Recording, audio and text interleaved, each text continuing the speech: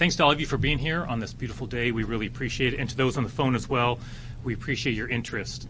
Today I'm announcing that my office is convening a statewide organized retail crime task force.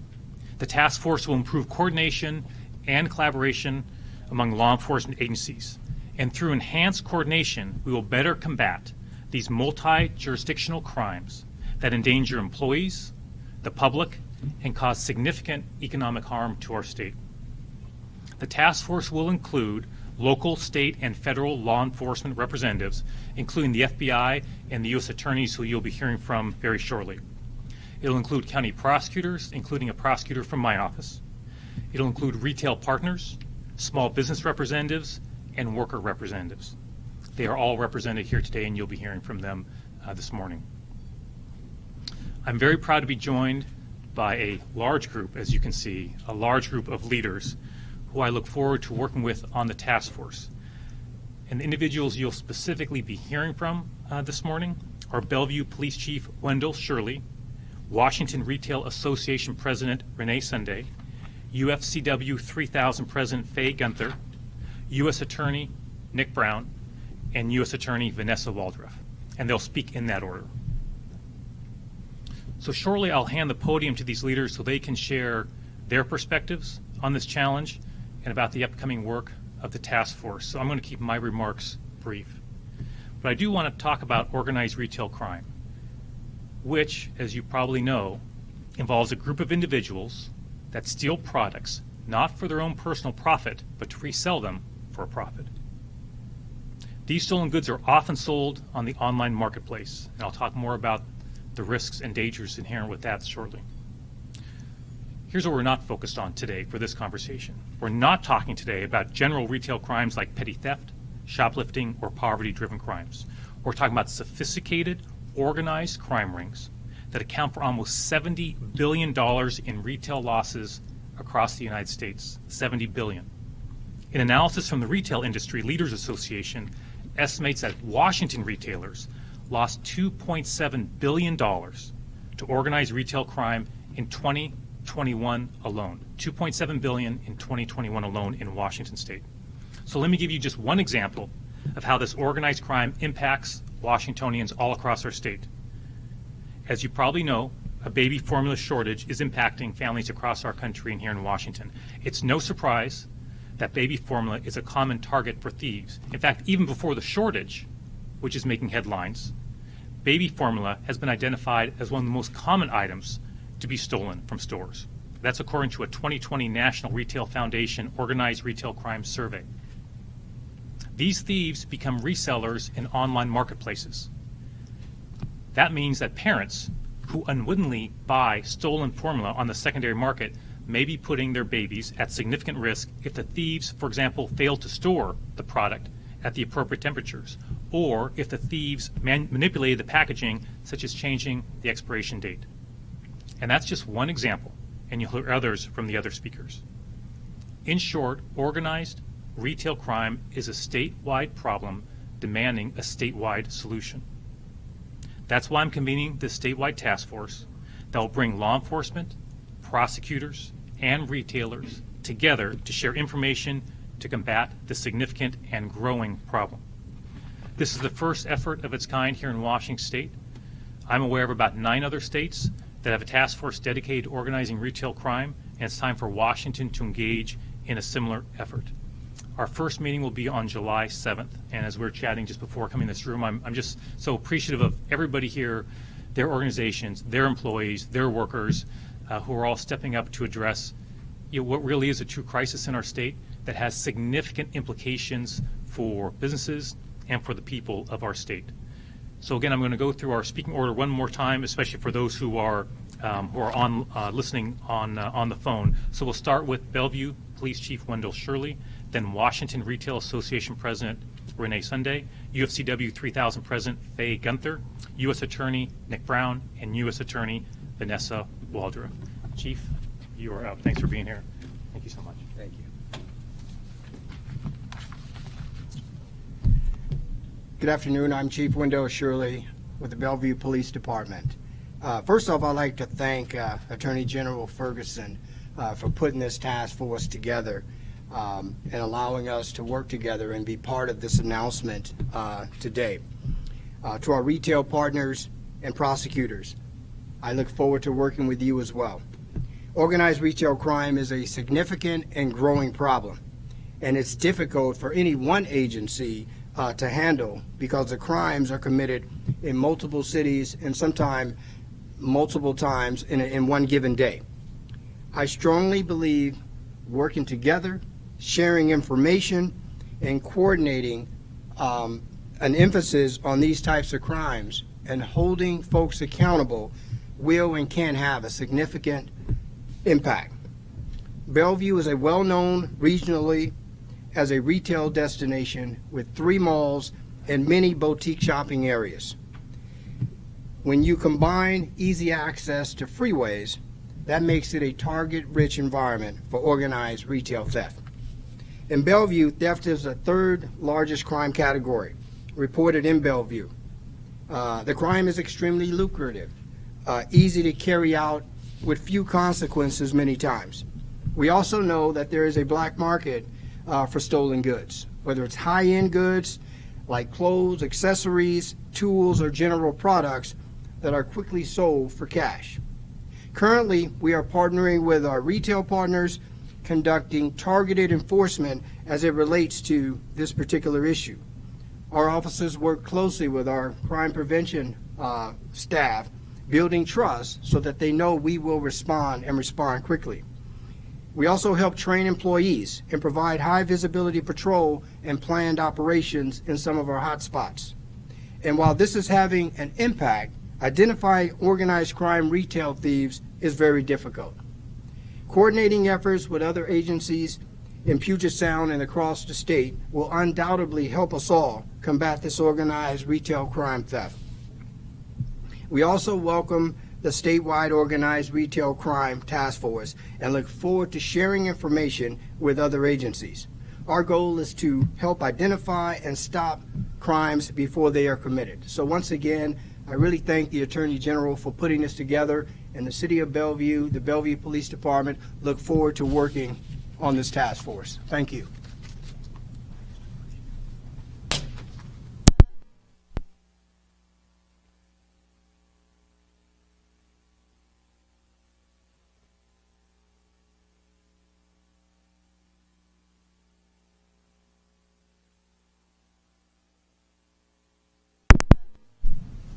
Is that working?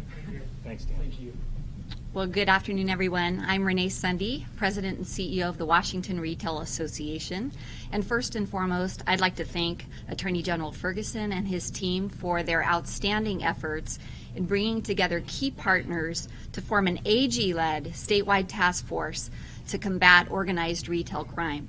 Joining us here today from my team are Mark Johnson, Senior Vice President of Policy and Government Affairs, who also serves on the Washington Organized Retail Crime Association Board, and John Engber, the Director of the Retail Industry Coalition of Seattle. Also here today are a number of our retail partners who work in the areas of security, loss prevention, and asset protection.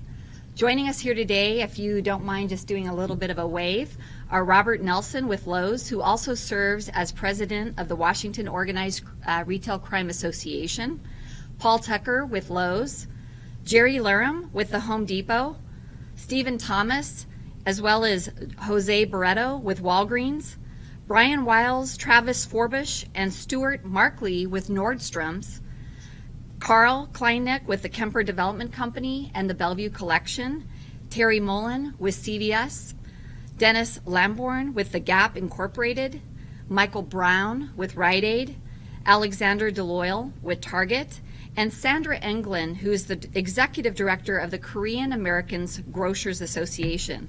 I want to thank you all for your important work that you do on behalf of the retail industry and for your commitment to working together to support the important work of this task force.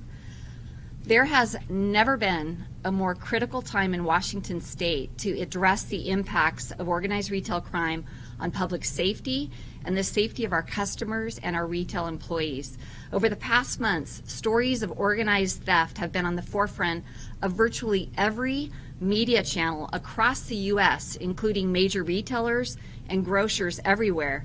And many of our small businesses have been a target as well.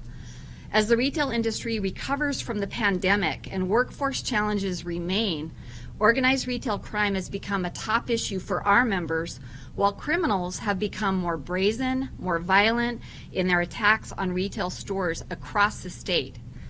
This threat to personal safety has impacted the mental well-being of our employees, and many of our frontline retail workers have witnessed these outrageous crimes in action and even faced some physical threats themselves.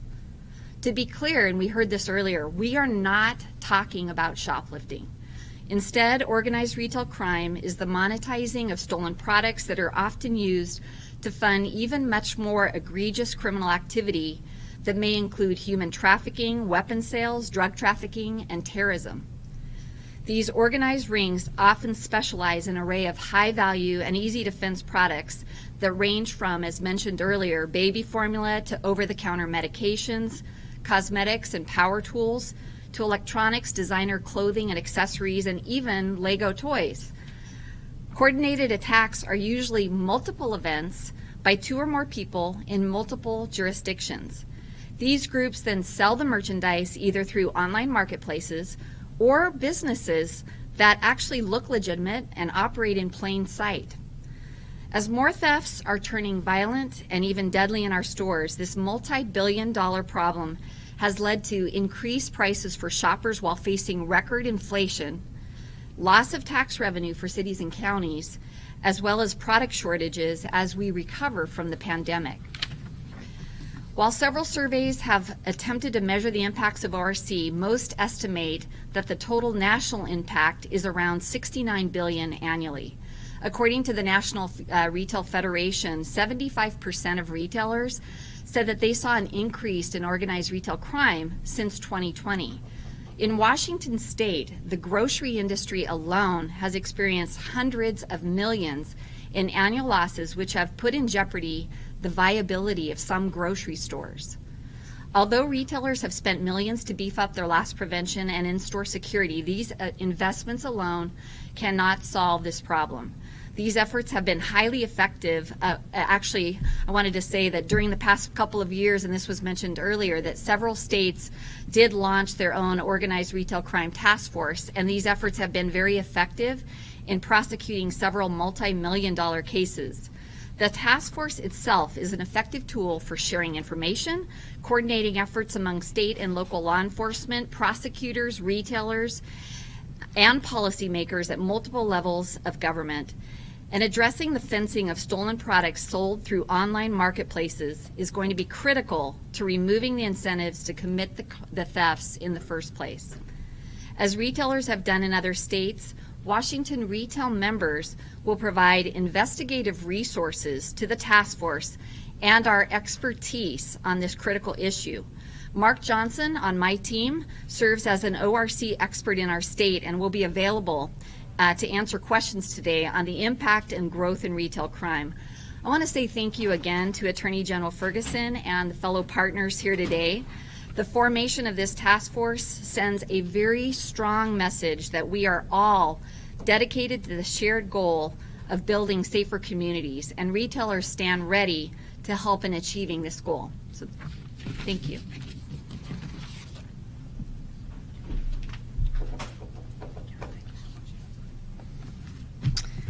My name is Faye Gunther, and I'm the president of UFCW 3000. Our union represents over 50,000 members in grocery, retail, as well as healthcare and cannabis and other industries across the state of Washington, in Idaho, and in parts of Oregon.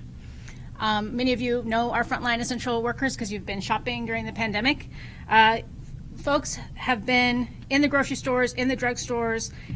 Our members have been taking care of everyone and making sure that they're fed during the pandemic. During the pandemic, they went to work and faced a virus that they were worried was going to they were going to take home to their families, but they also faced something else, which was this organized retail crime every single day. And right now, our essential workers need all of our help. They need all of us to be coming together like this because it is not safe. It's not safe for the workers, and it's not safe for the customers, and it's not safe for our community to have organized retail crime ravaging our stores. The organized retail crime, it's targeting our grocery stores. We have Safeway, we have Fred Meyer's, we have QFC, I see a PCC bag right there. We have Bartell's, we have Rite Aid, and these folks are coming in and just taking stuff, thousands of dollars of stuff off of the grocery shelves or off the shelves, including Macy's just going in. I've seen it with my own eyes. I have seen the warehouses filled with these goods. It looks like a Fred Meyer warehouse or a Safeway warehouse. It is absolutely, unacceptable. This harms all of us, and it should be an issue that can unite us, customers, essential workers, and employers alike. This is an issue that I think can break through some of the rhetoric and make sure that we're all standing together and making sure that our workplaces are safe, our communities are safe. I want to thank Attorney General Ferguson for taking this threat seriously and convening this task force. I look forward to working with this group to ensure that the voice of workers like those currently represented by UFCW 3000 and any other workers who are going to join UFCW 3000 all get the representation that they deserve. Our members care deeply about their jobs. They care about their coworkers. They care about their customers. When organized crime comes into our workplaces, it puts all of us at risk. No one should be placed in harm's way when they're or made to feel in danger when they're buying or stocking the shelves in grocery stores. And there are solutions. This task force is a critical part, but another key step is removing online platforms that launder stolen goods for profit. Amazon and other online retailers need to step up and ensure stolen goods are not sold on their platforms. If eBay can do it, so can Amazon. Attorney General Bob Ferguson knows how to advocate for consumers and workers and has a strong record of holding corporations accountable when they do wrong, as does our union. I look forward to working with this task force to find solutions for our frontline essential workers to ensure that we can restore safety in our workplaces, safety in our communities, and make sure our families can go into the grocery store and not be the target of organized retail crime. So thank you very much, and I look forward to the work that we are going to do.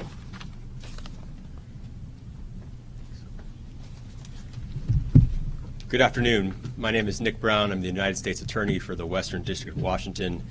I want to add my thanks to Attorney General Ferguson for gathering this group and all the people that support this group together today.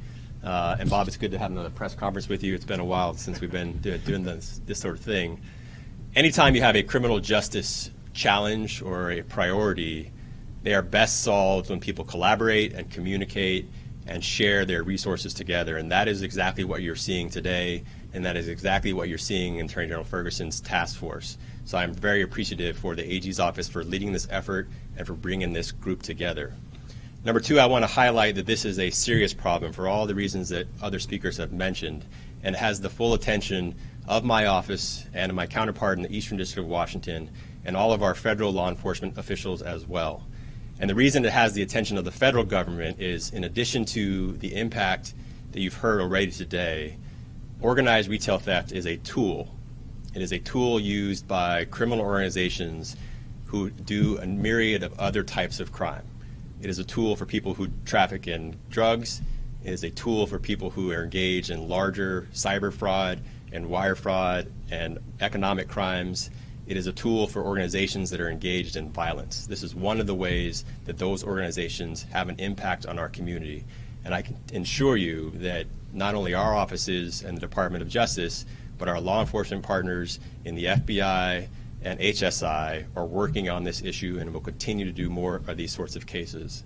And I just want to highlight that the reason we want to address this problem, for all the reasons that you've already heard today, is that we all want to live in safe and healthy and vibrant communities. And safe and healthy, vibrant communities depend on having workers that feel safe when they go to work, businesses that feel safe that law enforcement will do everything they can to protect their businesses, and customers who walk into stores who want to feel safe while they're shopping individually or with their families. And organized retail theft, it does damage and is a threat to that safety, and that is why we will continue to work on this. So thank you again to Attorney General Ferguson. Thank you to all the partners here today for partnering with our offices on this effort, and I'm excited about what the task force can accomplish. Thank you very much.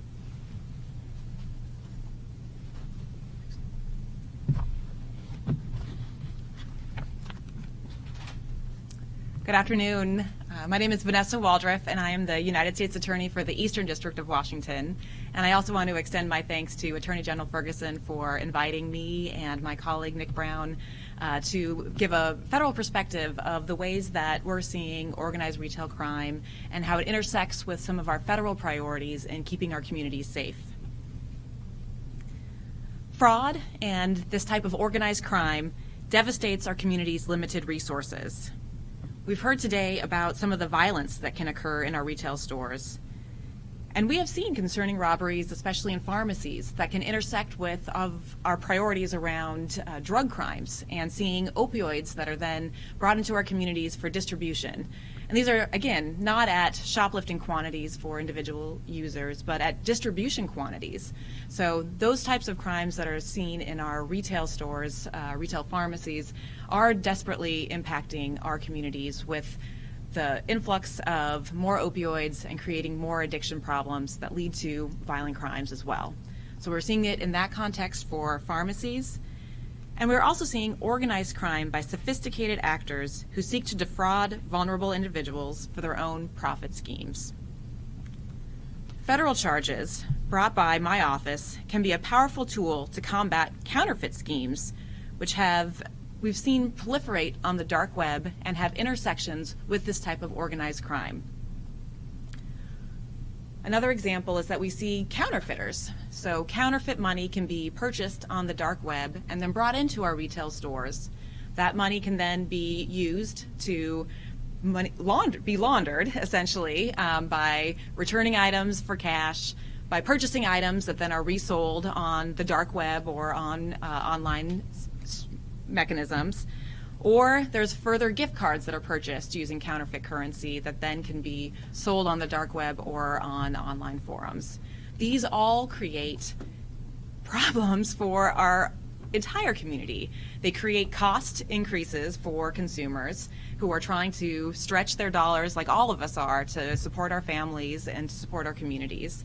And they cause a lot of impact for our retail stores. And we've heard about the devastating impact that it has on our workers. So these crimes are absolutely impacting our community in a variety of ways. And we see that in the counterfeiting process, and then the schemes that can also involve identity theft. So when you're buying illicit items on the dark web, there are also organized crime schemes that buy identities and have gift cards that can be loaded up with fraudulent credit card information. Identity theft, wire fraud, this type of theft of credit card information all has significant impacts on Washington residents, both in the prices that we see in the stores and in your life if you're trying to recover after your identity theft has been stolen. My office and our federal partners are focused on combating these fraud events and these fraudsters who take advantage of our community for their own financial benefit. Unlawful resale undercuts small businesses, it hurts consumers, and it makes products more expensive for all of us. And I'm proud of my office's white collar and fraud team, who are the leaders in taking on these counterfeit and fraud cases, but also our organized crime and drug attorneys who are seeing this type of interaction also impacting our efforts to combat the opioid epidemic and the influx of drugs into our communities. We are trying to work as quickly as possible in a lot of these schemes to take the assets back from individuals who have stolen these goods and make sure that we can have the money come back to victims of the crimes. So I want to thank everyone who is here again. I'm very excited about the opportunity to collaborate, and I agree with everyone who's spoken to the benefits of having a collaborative effort on this. This is exactly the type of local, state, and federal partnership where we can work together to ensure that our Washington residents are safe and are economically secure. Thank you.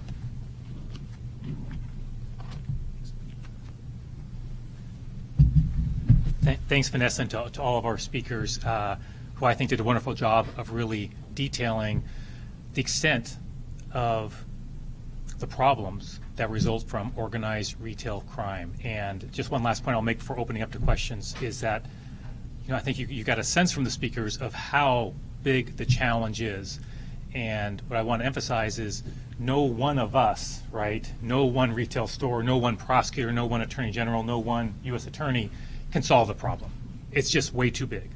Economically, for workers, for the public, for public safety, it's way too big. And that's why it seemed important to me and to all of us here to bring our resources together, to share information, to work together to address what really is a huge, huge challenge. I think, Faye, you were the one who said, which I appreciated, was the challenge impacts everybody and also unites us all as well for that reason, which I think sums it up really well. It does impact everybody in our state, and therefore we need to be united in our attempts to, from all our different perspectives that we have and the different roles that we have, to address this challenge. So what I'll do now is start with questions here in the room if folks have it, and then for those on the phone, what I will do is I will do my best to repeat the question just so you can hear it, and speakers will do our best to reintroduce ourselves when we come back up so those on the phone know who's asking, who knows who's answering the question. Go right ahead. My question is, kind of since we have both law enforcement and retail here, we wouldn't be here unless the stores had more of a too lax of a policy to allow people to walk out the store. Is that part of the problem here? Is that the stores need to have a stiffer policy about what they're doing about people leaving the store with product, and therefore, because that's what the criminals are taking advantage of? So I'll just repeat the question and turn to others who may have a perspective on that. So the question went to, is part of the problem the view that stores are not stopping folks from leaving the store with the stolen goods and more being done essentially on the front end, I think is the way. Yep, taking advantage of that policy. So I'll turn to others who are dealing with this on a daily basis. That's okay? Again, watch your step, everybody. So Mark, are you taking this one? And just reintroduce yourself, everybody would be great. Hi, Mark Johnson, Senior Vice President of Policy and Government Affairs for the Washington Retail Association. Also serve as Government Affairs Chairman for the Organized Retail Crime Association of Washington. It's a great question. Thank you for that. So what retailers have to balance out is the risk of a customer getting injured or killed, an employee getting injured or killed, or even the perpetrator, the suspect, getting injured or killed. Is it worth it for that product that they may lose?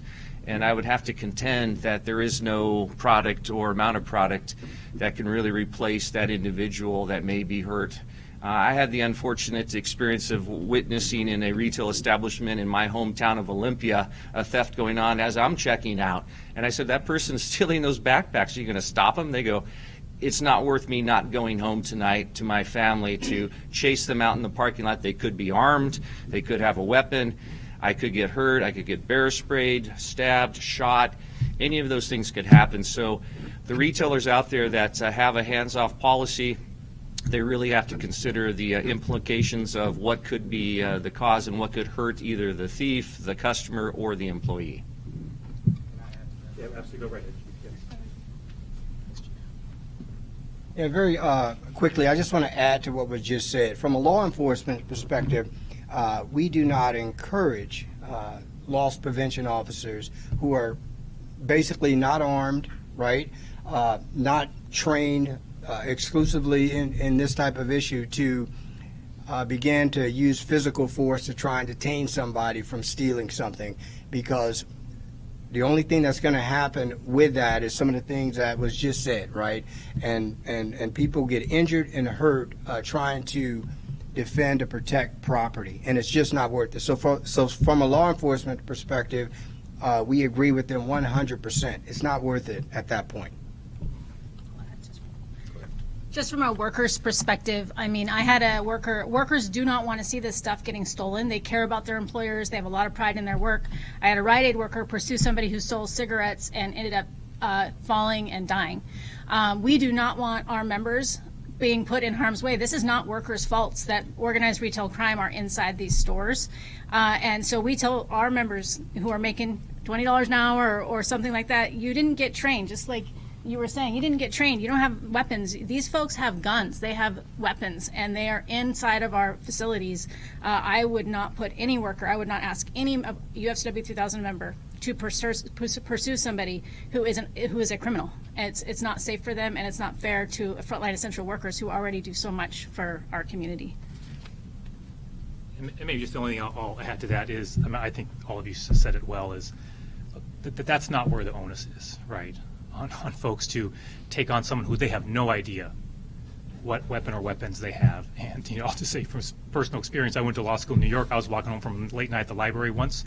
Two guys stopped me on a dark stretch of in the middle of the night and wanted my wallet. And I said no, which is about the stupidest thing I could have done. I was surprised, and I just said no and resisted. And, you know, I got beat up for that and hurt pretty bad. And frankly, I was lucky, when I look back on it, I was lucky I walked away from it, honestly, relatively walked away from it, and lost my wallet at the end. I've learned my lesson on that. So to expect any worker in any store in that situation to, no. And so, you know, with that knowledge, that's why it's even more incumbent upon all of us to share our resources, do what we can to catch those folks, hold them accountable, and stop that from happening in the first place.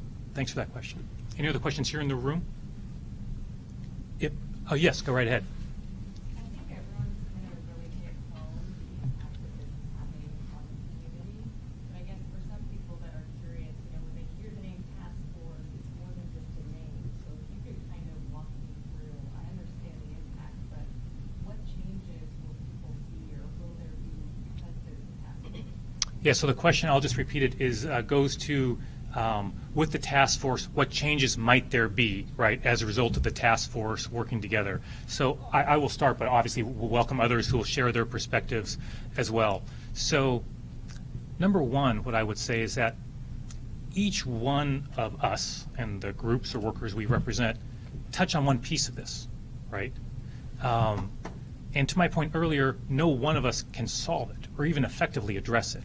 Right? And so because this is an issue that transcends some random county border or city border or even state border for that matter, you know, by definition, putting us all in the room together where we're exchanging information about what we're experiencing and sharing the resources and talking about the resources that we have some resources in my office, right, when it comes to criminal prosecution. Not as much as maybe another prosecutor's office, but we have something we can offer and bring to the table. But sharing that information, I found in my experience on working with task force in other contexts, that the sharing of that information helps with enforcement, helps with prevention, raising the profile of an issue, and getting folks in the room to make sure we go after the bad guys, hold them accountable, and provide the resources we need to help retailers and small businesses who are dealing with this challenge. But I'll let others weigh in on that as well who want to jump in.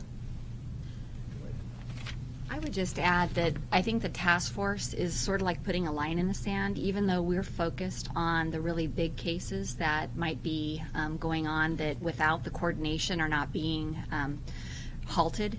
I think by taking this line in the sand, putting this line in the sand, what it does is it deters thefts and criminals that are maybe not organized, fully organized, but it certainly says that this type of behavior is not acceptable. And so I think by working together, it begins to create a narrative that says we don't want to live in our communities like this anymore. We don't want to shop where we're afraid. We don't want to go to work and be scared. We need to stop this behavior in the state of Washington. And by working together, I think through the task force, it will have an impact on that narrative.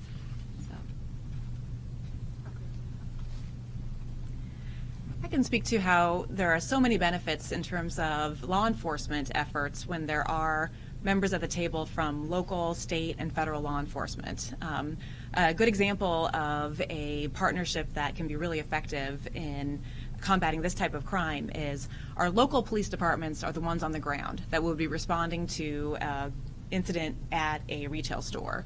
But our Federal Bureau of Investigation agents would be able to know if there were, a pattern of activities that are connected to criminal online actions, which often occur interstate or even internationally.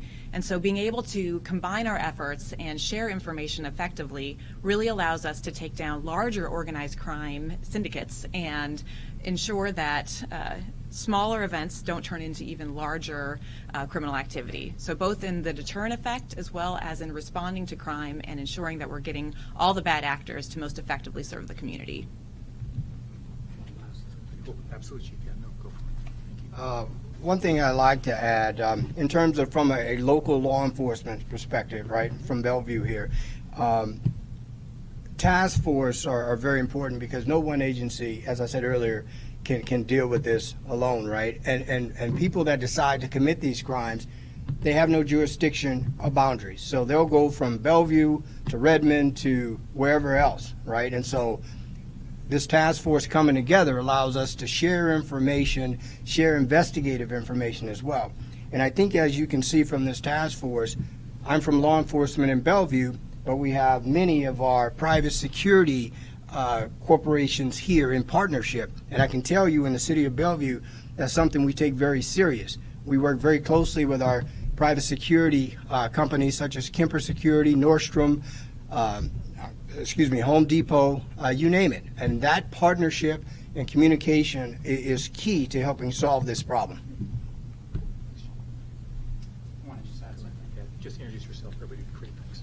Yeah, Carl Kleineck, Director of Security with the Bellevue Collection in downtown Bellevue. We have been asking for a task force like this for several months. We have noticed that the tentacles of crime are far-reaching, goes way beyond the county.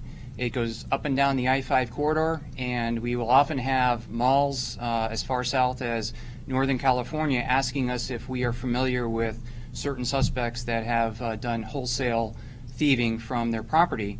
Oftentimes we are. The gap that we've seen is who do we contact in the private security sector to take that lead and work it up into a case that can be filed so that we can assure that accountability is the end result of our efforts. And so this task force has been a long time coming, and we are very optimistic that we can start down a pathway of accountability. So I just want to echo, USW 3000 has been asking for a task force. Sarah Cherno shout her out. We've been pressing for some solution and a place where we can work with the employer community, and Safeway and the loss prevention folks with Safeway have been working with us. That's how I saw the warehouses. So we've been trying to figure out ways we can partner, and I was thinking about Attorney General Ferguson's record. He doesn't lose very much, and he doesn't put together a useless task force. So I think that, to your question, I think that we'll see some real solutions out of this.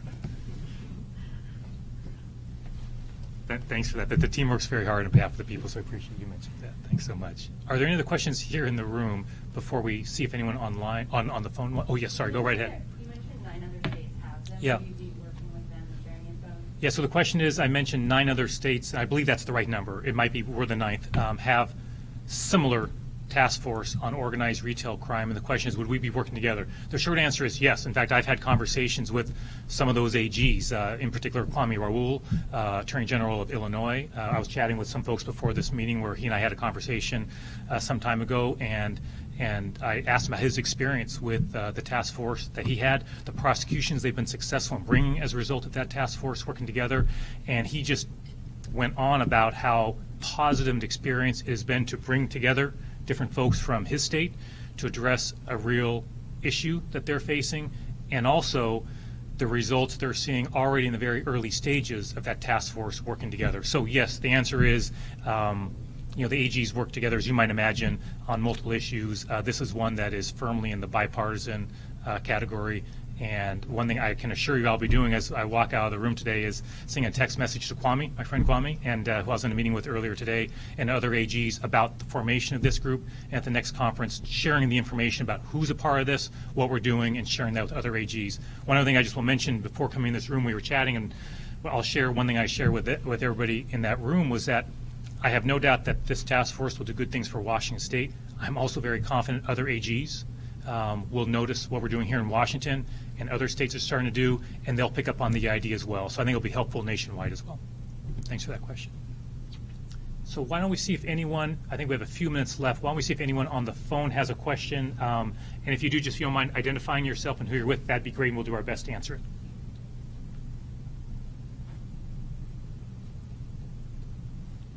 And maybe we'll get off easy on the phone. I was just telling everybody we get more questions nowadays on the phone than in person. Today was just the opposite, sort of a COVID. But okay, so I appreciate everybody who's joined on by phone.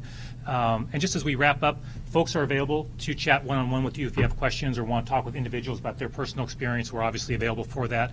And just as a final thought is two final thoughts. One, thanks to all of you. We just greatly appreciate it. And I think your presence here today and the organizations you represent, I think does send a signal to our state that this is something we are all taking very seriously. We'll do everything we can to address and to bring accountability to this issue.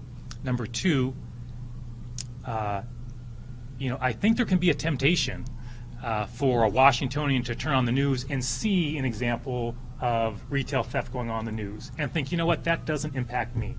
They feel bad for what happened at that store, but I think there's a temptation to think it doesn't impact me. And the realities I think you've heard today is it does impact you. It impacts everybody in different ways, to be sure, but it impacts all of us economically, for workers, for our economy, for people who try to buy products, safe products online, you name it. The tentacles of this organized retail crime, they're extensive, and they impact all Washingtonians, and that's why it's going to take a statewide effort to get our arms around it and to address it and to bring accountability. So thanks to all of you for being here so much. Thanks to you, the media who are here today, and we're happy to take any questions one-on-one. Thanks so much, everybody.